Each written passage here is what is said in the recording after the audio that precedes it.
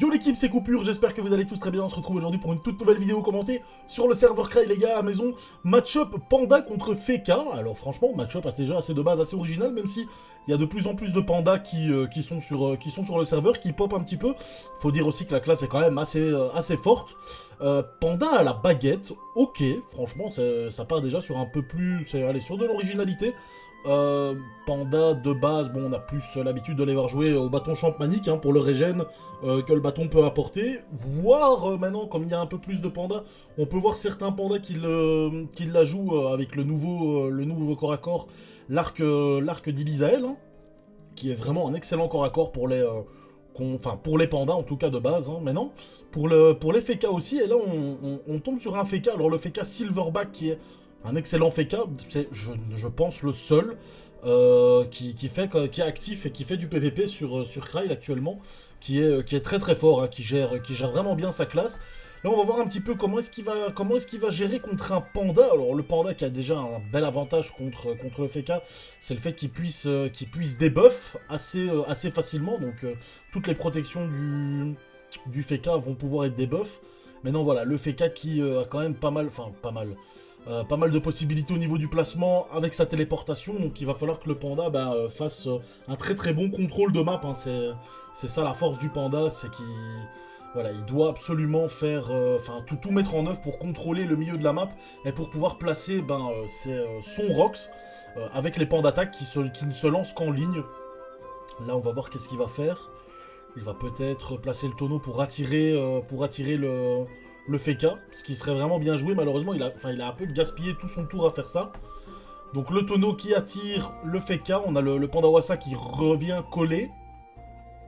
Le Feka qui lui la joue, il faut que je vois. Hein. Un petit peu délicat son mode, il est avec un... Maîtrise du bâton, ok d'accord. Ah, il est avec une rhizome, ok. Il joue le rhizome, donc qui lui permet d'équiper un bouclier, donc c'est vraiment très bien. Même si en soi le Feka, habituellement, on a plus également l'habitude de voir des Feka avec des champmaniques. La souillure qui passe directement en debuff, donc ça c'est très bien pour le panda, qui va pouvoir placer 2 coups de corps à corps. À moins un seul coup de corps à corps, et puis il doit se remettre sous picole. On va voir un petit peu, voilà, exactement. Le Feka qui prend déjà assez cher, en plus de ça, le tonneau qui vient à chaque fois attirer le Feka et qui vient le mettre vraiment assez mal. Là, le Feka en plus qui n'a plus sa libération, donc il va devoir absolument terminer le Wasta pour bouger, hein, tout simplement. Après, le Feka qui a quand même qui a son mode en 15-8, donc il a 8 PM, je trouve que c'est vraiment très bien pour... contre un panda d'avoir 8 PM. Perso, quand je le joue avec mon sacrieur, je le joue aussi en 8 PM. C'est le bon compromis, parce que c'est sûr et certain que souvent les pandas, je la joue en 14-8. En 14-9, pardon. 14-9. Donc voilà, tout simplement. On va voir un petit peu maintenant ici le tour du Feka. Le panda, pardon, qui a joué son doppel. Le doppel qui va être assez vite clean par le Feka, mais bon, le Feka qui a gaspillé quasi tout son tour dessus. 3 coups de corps à corps, donc 12 PA pour terminer le doppel, mais je pense que c'est vraiment un bon move. Il fallait absolument le faire. Et là, le Feka qui continue à prendre la distance, qui a pas réussi à faire bien mal au panda. Le Feka qui n'a malheureusement pas beaucoup de capacité de soin. Mis à part avec son bâton, que le panda, il a le tonneau, il a également bon, la baguette, même si en soi la baguette c'est pas non plus pour son régène qu'on l'utilise, hein, c'est plus pour la jouer mi-distance. Je pense que c'est vraiment un bon mode, le mode baguette avec un panda, franchement, si on arrive à avoir un assez bon bouclier. Genre là, vous voyez qu'il a que 10% terre, un panda avec un bouclier terre d'Ala, ça peut vraiment bien le faire en soi. Vraiment, je suis assez catégorique là-dessus, j'apprécie vraiment. Alors on va voir un petit peu. Alors, le renvoi de sort qui est placé par le Doppel Feka, donc le panda qui va à mon avis devoir terminer le Doppel. Qu'est-ce qu'il va faire? Sachant qu'en plus on a le Doppel Feka qui lui a retiré un PA, donc ça c'est un petit peu chiant. Il claque un boomerang perfide, ok. Pour se récupérer un petit peu de points de vie, le panda qui est assez bien. Et il se remet sous l'état picole. Le Feka qui vient donner des coups de bâton. Il commence à rush le panda. Bien joué de la part du Feka. Il est sorti au bon moment. Il s'est calé une protection. Et il a rushé. Là, le panda qui va devoir absolument débuff. Et ça passe du premier coup. Hein. C'est chanceux là, le panda pour le coup. Qui va placer le Feka vraiment sur le côté, vraiment sur le côté de la map, là où il va le bloquer en fait. Hein. Il va faire du contrôle map, donc il a clairement raison. Ces coups de baguette rail qui font pas très très mal. En soi, il arrive à retirer un PA au Feka. Et là, le Feka qui est un petit peu keblo là, hein, malheureusement pour lui. À moins qu'il ait récupéré sa TP, mais je sais pas. Il faut voir s'il récupère sa TP ou pas. Je vous avoue que je connais pas trop les cooldowns au niveau de la TP du Feka. Il a pas l'air de l'avoir. Là, il est vraiment keblo. Hein. Éventuellement mettre un petit coup de corps à corps pour récupérer un peu de points de vie avec son bâton. Donc, ok, d'accord. Les retours du bâton pour voler un petit peu de force, c'est toujours ça de prix. Il va faire de plus en plus mal, du coup, avec son bâton quand il va pouvoir donner des coups de corps à corps. Un petit peu tendu, hein, comme combat. Le panda, en plus, qui va porter le Feka. Qu'est-ce qu'il compte faire? Il a déjà 2 invocations sur le terrain, là, le panda. Ah, il voulait mettre son Wasta. Je pense qu'il voulait mettre son Wasta. Mais je ne sais pas si... Je sais pas s'il a assez d'invocations. En fait, puisque je vois qu'il a 2 invocations. Un stuff full force... Enfin, non, hein, c'est même pas un stuff full force, là, du coup. Je sais pas s'il a assez d'invocations. À voir, à voir. C'est un petit peu tendu, là. Et là, le Feka qui va commencer à pouvoir taper. Et il laisse le panda assez low, là, au niveau des points de vie. Il laisse le panda assez low au niveau des points de vie. Là, le Feka qui a su récupérer l'avantage que le panda avait à la base au niveau des points de vie. C'est vraiment bien joué de sa part. Hein, avec un bon mode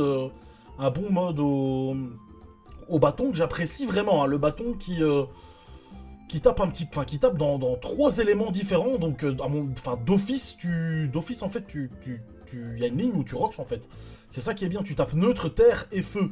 Donc, d'office, il y a une des lignes où tu vas rocks. Donc, je trouve ça vraiment très bien. Et là, on a le panda qui voulait terminer, à mon avis, son tonneau pour pouvoir réinvoquer un panda Wasta et pour pouvoir empêcher le Feka de venir donner des coups de corps à corps. Hein. Là, maintenant, le Feka qui revient donner des coups de bâton et qui termine le panda.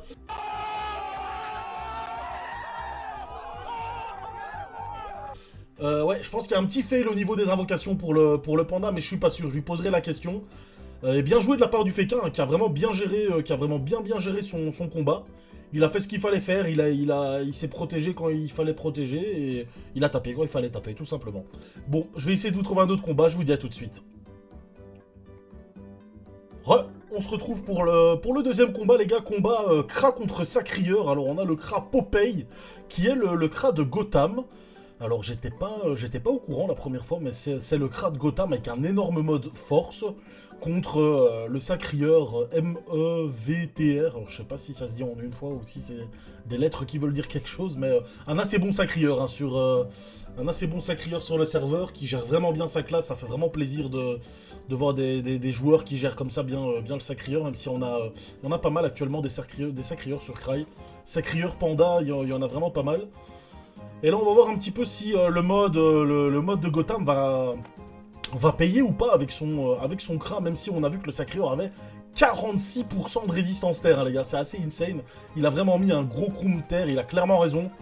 Il la joue du coup, on voit, avec un Kim, mode basique, hein, où j'ai l'habitude de dire, lui, au lieu de la jouer casque Dragueuf, il la joue Kim pour tout simplement, voilà, pouvoir tenter une arachne et tenter un chaffeur en crit, vu qu'il monte en 1 sur 3, coup critique de base avec son stuff. Et ce qui lui permet, avec un tour de châti agile, voire 2, à monter à être 1 sur 2. C'est pour ça que là je suis un petit peu étonné qu'il tente l'arachne dès maintenant. Je pense que normalement c'est à partir du T3 où on est vraiment 1 sur 2. Après, voilà, peut-être que lui était déjà 1 sur 2, puisque je pense que s'il a tenté l'arachne, c'était pour une bonne raison. Il voulait la sortir en 1 sur 2 pour debuff hein, le Kra, vu qu'il commence à être bien boosté. Bon, il avait encore le tir puissant à mettre, mais... Oh là là là là. Oh, Les gars, on est sur du 500 dégâts sur du 46% de raise, hein. C'est assez ouf, hein. Franchement. Le mode est assez incroyable, et il tape en plus avec ses autres... allez, avec ses flèches, bon, en soi, là, il est full boost, mais il tape même avec ses flèches, avec les flèches d'Imo, avec l'XP, etc. Donc, franchement, le mode, c'est vraiment juste bourrin, en fait. Et bah, pas mal de cras, hein. On la ref maintenant. Malheureusement pour nous, les sacrieurs, hein, vu que moi, je me considère comme un sacri, forcément. Malheureusement pour nous, bah, il y a pas mal de cras qui ont la ref maintenant et qui savent comment jouer contre les sacrieurs, en tout cas comment jouer de façon efficace, hein. C'est sûr et certain que après c'est pas pour ça que le cras va gagner. Là par contre le sacri qui sort le chaffeur en crit, le chaffeur qui donne directement le Fori Malsen, les 3 PA qui sont donnés directement, c'est là le sacrieur qui est vraiment bien. Sachant en plus que bah, le chaffeur de base c'est 1500 points de vie presque de folie sanguinaire, hein, où on peut vraiment se licher dessus, à moins que le cra fasse des dégâts dessus, c'est clairement ce qu'il fait. Oh là là là. Les flèches absorbantes, mais là... What the fuck? Oh, j'ai failli m'évanouir. Une flèche destrue qui fait les mêmes dégâts qu'une flèche punitive, c'est n'importe quoi. Et on voit le cra, il a un mode, je sais pas c'est quel item de la panneau Melou qui donne les faiblesses, je pense que c'est la ceinture, mais je suis pas sûr. C'est assez chelou. Ou les bottes. La ceinture ou les bottes, je sais plus. Mais pour avoir des faiblesses en terre, il a d'office un item de la panneau Melou. Maintenant, je me trompe peut-être, hein, mais... Et là, le sacrieur qui a pris une belle zone dissolution. Avec le cra et son doppel. Un pied du sacrieur, bien joué de la part du sacrieur. Alors, on va voir un petit peu la libération, la maîtrise de l'arc. Oh là là là là là là, ce Rox, mais on est sur... Les gars, vous vous rendez compte que c'est sur du 46% là? Ce qu'il est en train de mettre? C'est sur du 46 fucking %, hein. Putain, c'est incroyable ça. Même mettre des res, mais non, c'est plus suffisant quoi. Qu'est-ce qu'il faut faire? Qu'est-ce qu'il faut faire? Là, il a potentiellement, voilà, un détour, une attirance, reprendre une zone d'ISO, récupérer un petit peu de points de vie. Sachant que bon, il commence à être un petit peu boost là, le sacrieur. Voilà, une attirance. La zone d'ISO, bien joué de sa part. Et voilà, il récupère à peu près 250 points de vie. C'est bien joué. Et un pied du sacrieur qui commence à faire mal, hein, avec son pied du... Il commence à faire mal avec son pied du sacrieur. Franchement, c'est un assez bon call, ça, d'utiliser le pied du sacrieur au lieu de l'assaut. Parce que du coup, le cra qui... bah du coup, regardez ses résistances, hein. Regardez tout simplement ses résistances. Et souvent même, allez, là c'est parce que je pense qu'il a un mode fait à la va-vite, hein. Parce que même les crats de base qui ont vraiment un très gros mode terre, mais voilà, avec des items de niveau THL, bah, voilà, ils ont pas beaucoup de résistance terre de base. Donc du coup, c'est sûr que utiliser des sorts force, ça peut, des sorts terre, ça peut des fois faire la différence. On va voir un petit peu qu'est-ce qu'il va faire là, s'il va faire le focus sur le doppel ou sur le cra. Non, il continue sur le cra. Il a éventuellement une punition à mettre. Et ouais, une punition, et puis... c'est délicat, parce que là, il va se prendre la foudre, hein. Là, il va clairement se prendre la foudre, le sacrieur, s'il reste là. Un châtiment forcé. Ouais. Et oui, Gotham, ah là, mon pote. Ah là, mon pote. Aïe, aïe, aïe, aïe, aïe, aïe, aïe. Le sacrieur là, il est tombé, mais ouais, là, je pense que ouais, voilà, bah. Ouais. Ah, c'est. Ça ne laisse pas indifférent. Voilà. Les deux premiers coups d'Aztec, c'est juste n'importe quoi. C'est juste n'importe. Bah, deux coups à la première ligne, c'est 540 quoi.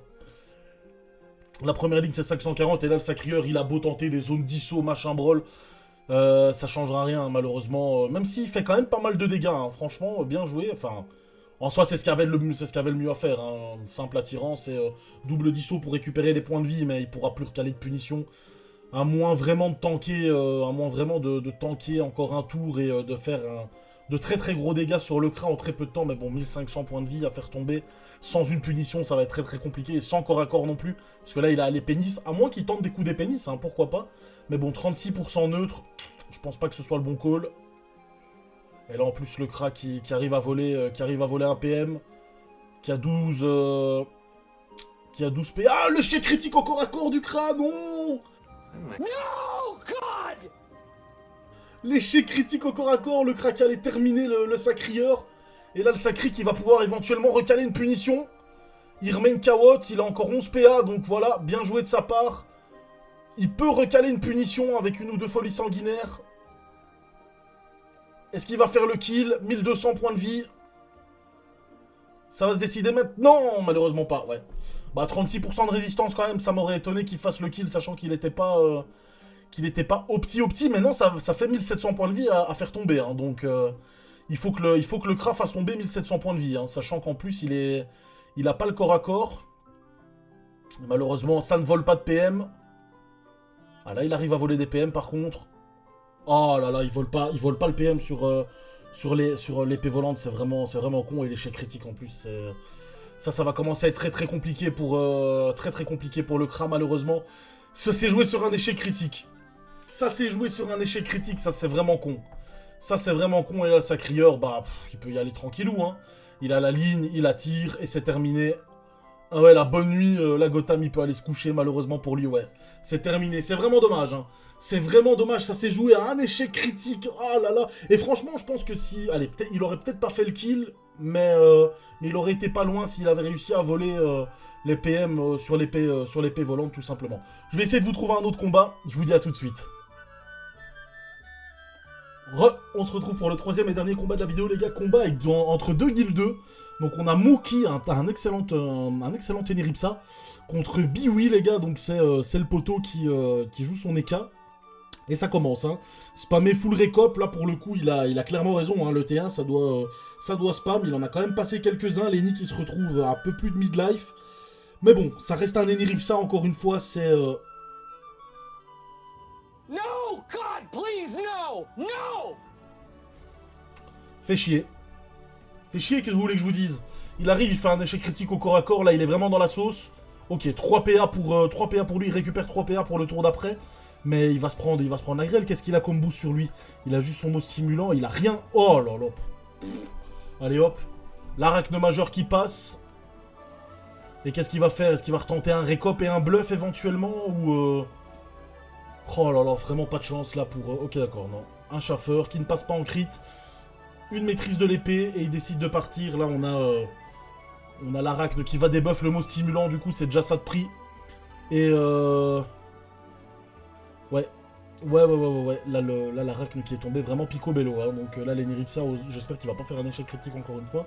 Sur son corps à corps, ça ferait bien chier. Non, il va pas prendre le risque. Les mots blessants. Et ouais, Eniripsa, c'est sûr que c'est une classe qui commence à intéresser pas mal de monde, dont moi, franchement. À la base, je suis pas fort fan des Eniripsa, même si au final la classe est vraiment très forte, sans forcément être directement victime d'insultes diverses, comme par exemple un sacrieur ou un Ekaflip. Ouais, c'est cheaté, machin, bah oui, c'est très fort Eniripsa. Après, il faut bien savoir gérer, mais une fois que c'est bien géré, en plus avec les nouvelles panneaux, c'est vraiment incroyable. Mais bon, ça vous connaissez mon avis par rapport aux nouvelles panneaux et aux Eniripsa. C'est juste magnifique, hein. Ça colle vraiment, c'est en parallèle vraiment avec la classe. La nouvelle panneau Kutan qui est juste nickel. Ok, donc là Lenny qui a su faire le ménage au niveau de l'arachne, Leka qui a fait le ménage au niveau du Lapino, il fallait absolument, donc bien joué de sa part. Là il trouve une ligne de vue, et regardez les mots interdits, hein. Quasi 200 dégâts les gars pour 3 PA à distance, c'est juste incroyable. Bon, là on parle en crit, hein, on est bien d'accord. Et sur du 20% de résistant, donc c'est tout à fait correct. Alors, Lenny qui la joue avec un bouclier du Sadida. Il a clairement raison en soi. Oh là là, le premier récop qui passe. Le deuxième, le troisième qui se passe pas. Le quatrième qui ne passe pas non plus. Un tour full récop assez malchanceux au final. Il a quand même mis pas mal de PA à la poubelle, malheureusement pour lui. Après, voilà, c'est les risques, hein, forcément. Il aurait pu passer les 4 et terminer les... Peut-être pas terminer Lenny, mais presque. La Lenny qui invoque son doppel. Le mot d'épine du doppel qui va vraiment faire plaisir. Ah. Ok, il y a juste eu un mot d'envol. Et des petits mots blessants. Il va pas y avoir de mots d'épine. On va voir si Leka va décider de terminer le doppel ou pas. Il prend un moins 3 PM. Ok, debuff de Lenny de toute façon. Oh là là, ça c'est vraiment dommage. Ça c'est vraiment dommage. Il termine sans peine. Avec une Aztec R. Donc Lenny qui a pas forcément pris le bon bouclier. Même si au final, avoir des résistances terre, c'est peut-être pas plus mal. Contre un Eka Flip, si jamais l'Eka décide de la jouer au sort, et même pour tanker la ligne la ligne terre du récop, hein, tout simplement. Alors, on va voir ce que Lenny va faire. Il peut pas tenter... il peut pas avoir la Diago, malheureusement. Il a pas les PM. Et franchement, c'est une classe que je kiffe pas mal, hein, Eniripsa. Au plus j'en vois jouer, au plus je me dis avec la panneau cutane, il y a moyen de faire quelque chose. Ça y est, coupure hypée. Maintenant, voilà, non, il faut que je reste focus sur le Sacrieur, les gars. Sinon déjà que je fais plus... Enfin, je fais pas de PVP de base. Si en plus je commence à tenter des nouvelles classes, ça c'est vraiment pas le faire. Ok. Alors, Lenny qui se retrouve quasi full life. En soi, il avait pas grand chose d'autre à faire. Il avait pas la ligne de vue pour taper. Il a invoqué un chaffeur, donc ça fait 2 chaffeurs non crit. 2 chaffeurs normaux qui vont se taper sur la gueule en plein milieu de la map. Donc il avait que ça à faire, hein, se soigner. Il a clairement raison. Là, on a un Eka Flip. On va voir qu'est-ce qu'il va faire. Roue de la fortune. Ça retente des récopes. Le premier qui passe pas. Ok, ça tente son doppel et une griffe... Une griffe invocatrice, donc le chaton qui va pouvoir mettre des malus en échec critique. Donc ça, c'est vraiment bien. Et il faut que Lenny fasse très attention. Le chaffeur est à clean, très clairement. Parce que, bon, les chats attaques qui vont pas faire très très mal. Mais Guigne, le sort Guigne, regardez, pendant 10 tours, 2 échecs critiques. Mais au final, quand ça s'additionne, et je pense que 2 échecs critiques, c'est le minimum qu'il puisse mettre. Là, par contre, il y a une très très belle zone avec le doppel. Et les coups de corps à corps, hein, qui commencent à pleuvoir. Bien joué. Il prend une très très belle zone, là, Lenny.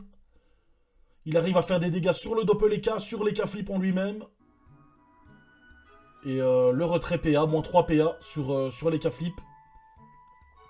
Roulette coup critique, pardon, j'ai un petit peu bégayé. Roulette coup critique. Oh là là, le coup de corps à corps par contre, ouais. Et là, l'Eniripsa qui, malheureusement, n'a que 20% de résistance R. Et c'est tout. Donc, s'il avait su, je pense qu'il aurait mis un gros bouclier... un gros bouclier Erdala ou au moins ou peut-être un bouclier en slip vu son grade, il pouvait le mettre. Ouh, l'Arachne qui sort en crit forcément avec la roulette crit, ça fait plaisir. Ça fait vraiment plaisir. Et l'Eniripsa qui continue ses coups de corps à corps. Ça c'est vraiment bon pour lui. Bon, malheureusement, il n'arrive pas à détacler. L'Arachne qui devrait aller débuff les K-flip. Voilà qui est fait. Elle débuff, pardon. Ouais, parce que bon, je vais pas non plus trop m'avancer. Des fois, l'Arachne, elle fait des trucs un peu teubés. Elle fait le croûtage avant de débuff. Et puis, enfin, ouais, c'est n'importe quoi. Mookie qui se refait des buffs encore une fois. Donc, l'Eniripsa qui se refait encore une fois des buffs. C'est vraiment... ça fait vraiment chier. Hein. Ça fait bien chier. Un coup d'Aztec sur l'Arachne. Et c'est terminé. Terminé, bonsoir. Trèfle. La chance des cas qui est lancée. La Lenny qui va, du coup, plus pouvoir des...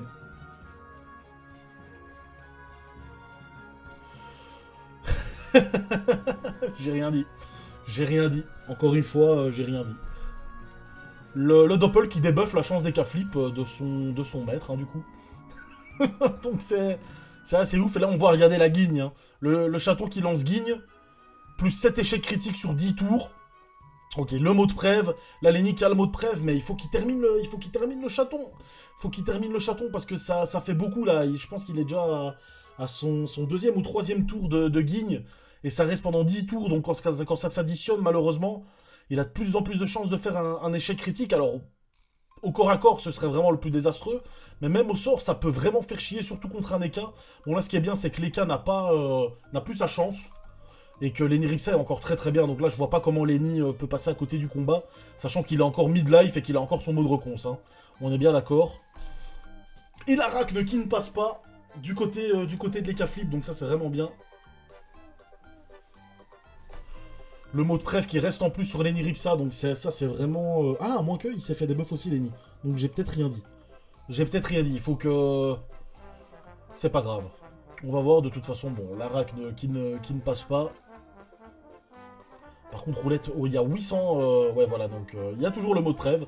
Par contre, les cas, s'il passe un bluff en chance, avec ces 2 roulettes, ça peut vraiment faire très très très très mal. Le Lapino qui se fait soigner. Et là, Lenny, il a encore une fois... Je sais pas si c'est aller choper la zone ou pas. Il peut pas aller choper la zone. Et voilà, ça commence. Hein. Les échecs critiques qui commencent. Et ouais, ça, je pense voilà, ça va commencer à être de plus en plus fréquent. Hein. Et s'il avait fait un ou deux coups critiques, ce serait passé. Ce serait clairement passé s'il avait fait un ou deux coups critiques. Mais malheureusement, et s'il avait pas fait son échec critique de base, hein, ça aussi. Hein. Mais bon, il a fait un mot curatif, il est encore bien dans le combat, il est encore sous mot de preuve, donc c'est vraiment bon. Faut faire gaffe à une roulette force. Roulette force juste pour les cas. Qu'est-ce qu'il va faire? Roue de la fortune, réflexe, ça se booste. Un contre-coup, un chaffeur qui ne passe pas en crit de son côté. Il a mis la totale là. Et là on a Lenny, ça va être galère hein, pour lui d'aller choper une ligne de vue. Vers l'extérieur, il peut pas, éventuellement vers l'intérieur. S'il se met à côté du chaton, peut-être, mais... Oh là là, roulette à... Oh là là. Les roulettes stats là par contre, ça va commencer à piquer hein, si... Je vais une fois regarder, ouais, roulette à J. Alors... Doppeleka flip, le chaton qui sont toujours sur le terrain. Ok, et là Lenny qui décide de faire des dégâts sur le chaton. Peut-être de le terminer. Non, il le termine pas. Je sais pas pourquoi il a fait son coup de corps à corps. Parce que là, il a la PO. Là, il a la PO, il va pouvoir le terminer. Normalement, le combat est fini. Oh, encore un échec critique. Et pourquoi il a fait son coup de cac? Je ne sais pas. Et pas de coup critique au mot interdit. Oh, non. Bon, ça n'est que partie remise. Hein. Ça n'est que partie remise. Mais là, je sais pas pourquoi il a fait... Oh là là, roulette dommage. Roulette dommage pour tout le monde. Roulette dommage pour tout le monde. CSPA, 2000 points de vie. CSPA 2000 points de vie. CSPA 2000 points de vie. Donc là, je vois pas comment Lenny peut passer à côté du combat. CSPA 2000 points de vie, c'est n'importe quoi. Lenny Ripsa qui aurait pu terminer les cas flip 20 fois dans ce combat. Malheureusement, il y a eu des échecs critiques. Malheureusement, il n'y a pas eu un bon focus. Et malheureusement, il y a une belle roulette dommage. Et les récopes qui ont plu sur la tête de Lenny Ripsa, c'est vraiment dommage. Bon. Bah écoutez, ça fait un combat assez épique pour terminer la vidéo. Merci à toutes et à tous de l'avoir regardé. N'hésitez pas si jamais à vous abonner, à lâcher un petit like, ça fait toujours plaisir. Et je vous dis à la prochaine les frérots, bisous.